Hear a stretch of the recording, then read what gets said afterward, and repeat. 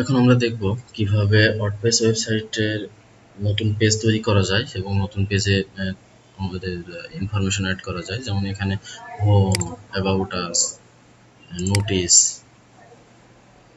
Contact এরকম গ্রাহকের চাহিদা অনুযায়ী কিংবা আমাদের ডিজাইনের সুবিধা অনুযায়ী আমরা যে কোনো পেজ তৈরি করতে পারি এবং এই পেজটা আমরা কোথা থেকে তৈরি করব, এখানে কিভাবে অ্যাড করব এবং এই পেজে কিভাবে আমরা তথ্য অ্যাড করব, এটা দেখার জন্য আমরা প্রথমে ওয়ার্ডপ্রেসের যে ড্যাশবোর্ড, সেই ড্যাশবোর্ডে লগ ইন করবো। তারপরে আমরা এই যে পেজেসে ক্লিক করব।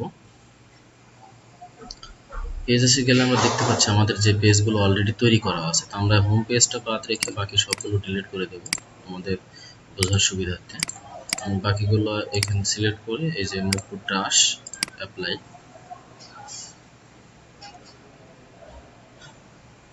এখন দেখো আমার ওয়েবসাইটের যে পেজগুলো ছিল শুধুমাত্র হোম বাদ রেখে বাকিগুলো সব ডিলিট হয়ে গেছে। তো আমি এখন দেখাবো কিভাবে আমরা এখানে অ্যাবাউট পেজ, কন্টাক্ট পেজ কিংবা প্রয়োজনীয় যে কোনো নাম দিয়ে পেজ অ্যাড করতে পারি। এটার জন্য আমরা পেজেস থেকে অ্যাড নিউ ক্লিক করব। অ্যাড নিউজে এখানে আমরা একটা পেজের নাম দিলাম যে অ্যাবাউট আস। এখানে আমাদের কন্টেন্ট লিখতে হবে ওই পেজের যে কন্টেন্ট আছে। যেমন আমি এখানে এটাই লিখে দিলাম স্যাম্পল অ্যাবাউট আস। এবং এটার পেজ অ্যাট্রিবিউট প্যারেন্ট অন্য কোনো পেজের প্যারেন্ট হিসেবে এটা ব্যবহার করবো কিনা, না আমরা এটা মূল পেজ হিসেবে ব্যবহার করতে চাচ্ছি। এর যদি কোনো ইমেজ দিতে চাই, ফিচার ইমেজ, তাহলে এখান থেকে ইমেজে ক্লিক করে আমরা সেটা দিয়ে দেবো। প্র্যাকটিসের জন্য কিংবা বোঝার জন্য এই টিউটর ইমেজটা সিলেক্ট করলাম। এটা সিলেক্ট করে আমি পাবলিশ করব। পাবলিশ করলে আমরা খুব সহজে এখানে অ্যাবাউট আস পেজ যেটা ক্রিয়েট করলাম সেটা দেখবো আমরা এখানে অলরেডি চলে আসছে।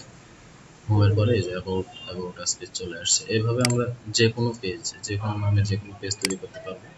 যেমন অ্যাড নিউতে ক্লিক করে আমি যদি এখানে কন্টাক্ট লিখি, কন্টাক্ট নামে যদি আমি একটা পেজ তৈরি করতে চাই, তাহলে আমি এখানে আমার যে তথ্য আছে সেটা লিখবো। কন্টাক্ট বানানটা ভুল গেছে, CONT কন্টাক্ট পেস্ট করে দিলাম। দিয়ে আমার যদি ফিচার ইমেজ দরকার হয়, প্রয়োজন হয়, আমি আমার ইচ্ছা মতো একটা ফিচার ইমেজ দিয়ে দিলাম, দিয়ে আমি পাবলিশ করে দিলাম।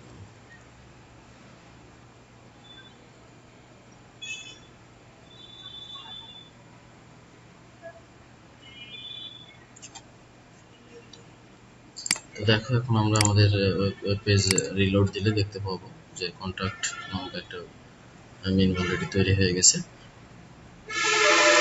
এখন আমরা যদি অ্যাবাউট আস পেজে ক্লিক করি তাহলে দেখতে পাবো এর যে তথ্য ছিল। যেমন অ্যাবাউট আস পেজে আমরা লিখছিলাম হচ্ছে টিউটর, মানে যে ইমেজটা দিছিলাম, আর এর যে বডিতে লিখে দিয়েছিলাম হচ্ছে অ্যাবাউট আস। এখানে আমরা ইচ্ছামতো বর্ণনা লিখতে পারবো। সেটা যদি প্রয়োজন হয় আমরা অল পেজে ক্লিক করে এই পেজের কোনো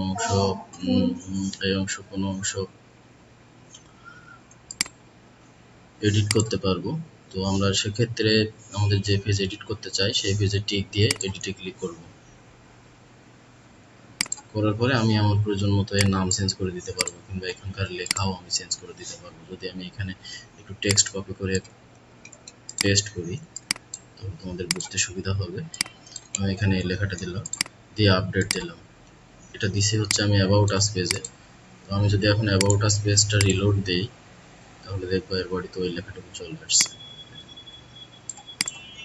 তো এভাবে তোমরা ওয়ার্ডপ্রেস ব্যবহার করে খুব সহজে যে কোনো নাম দিয়ে কিংবা যে কোনো টাইটেল দিয়ে পেজ তৈরি করতে পারো, পেজে কন্টেন্ট অ্যাড করতে পারো, ইমেজ, অডিও, ভিডিও, আমাদের যেটা প্রয়োজন কিংবা তোমার যেটা প্রয়োজন তুমি সেটা অ্যাড করতে পারো।